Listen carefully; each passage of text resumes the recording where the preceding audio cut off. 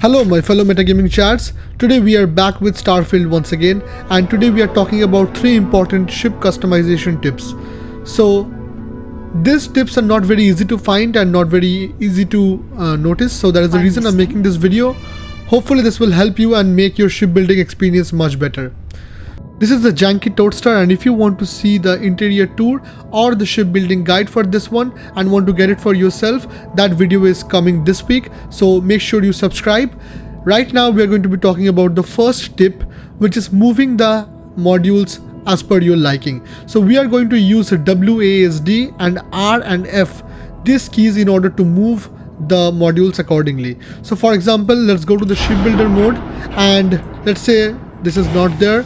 And so what I can usually do, I can duplicate this, and when I duplicate this, it gets attached to the position below it. But the problem is when I have to move it up.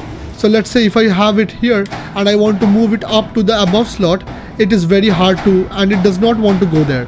So what you can do, you can press R, and that moves the entire camera up, and that also moves your module up. So this way you can easily move your module up and down.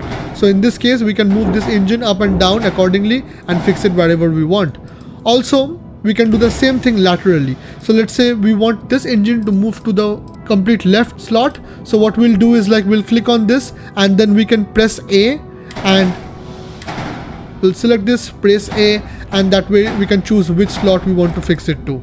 So there is no prompt which easily shows me which keys to use that. So now you know, you can press WASD, these buttons, in order to move them front, back, left and right, and fix it wherever you want to. And in order to move it up and down, you have to press R and F. So if you press R, it goes up.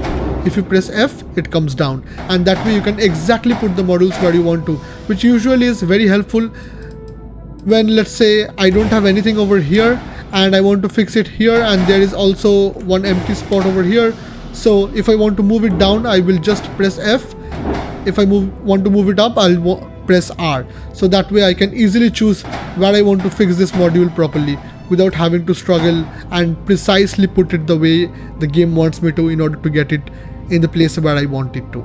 So the next tip is that if you want to manipulate or work around multiple objects, so let's say I want to use all these 3 engines at once and change their location. So let's say I want to move all these 3 down, then what I can do, I can select one, press Ctrl on your keyboard and select the other one, and again while pressing down Ctrl, select the other one. So that way all 3 of them will be selected together. So I can now move them as one unit, and that way what happens, even if I want to change the color of all the 3 engines, so I can, as I showed, while pressing down Ctrl, I will click on all 3 of it, and then I'll press J, and now I can choose whatever color I like and press enter, and that way all 3 of those will get the same color at the same time. Now again I can click on all 3 of those while pressing down Ctrl and use that to manipulate them and move them up and down like our previous tip. Now an add-on to this same technique is using double click to select the entire ship. So at any point of time, anywhere on any component, you can just double click and the entire ship will be selected. Let's say that this weapon is not properly connected. So what happens is, like, oftentimes you get this error that shows ship has unattached modules. So what you can do, you can just close that, double click on any part of the ship, and your entire ship gets selected.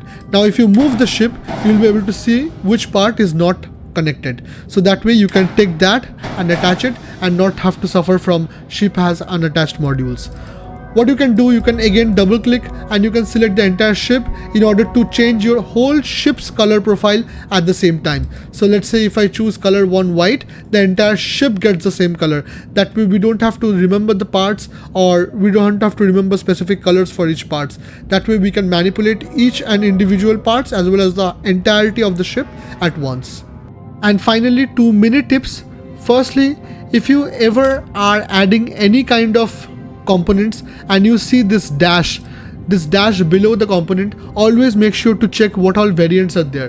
When you see a dash for HABs or for any other structural components, they are variants of the same component. Always make sure which one suits your design best or your functionality best and choose that one. Also, one more thing, that whenever you are done and you click on flight check, you get the option to rename your ship over here. If you are struggling with renaming your ship, you can go to flight check and then press G or click on rename ship in order to rename your ship that you want. So that's all for today. I have seen a lot of shipbuilding tips, but I am sure that even if you have seen as many shipbuilding tips as I have, you still might not know all of this. So if this actually helped you, let me know in the comments below.